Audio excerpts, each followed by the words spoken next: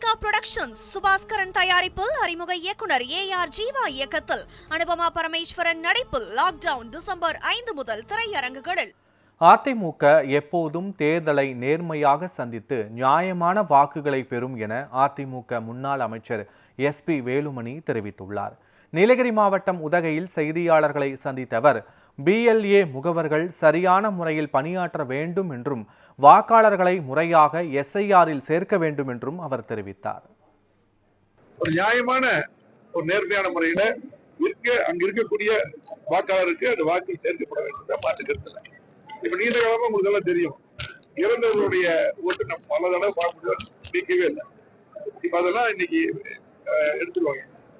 நியாயமான அதிமுக பொறுத்த அளவுக்கு எப்பவுமே நேர்மையா தேர்தல் சந்திப்போம், நியாயமான வாக்கு.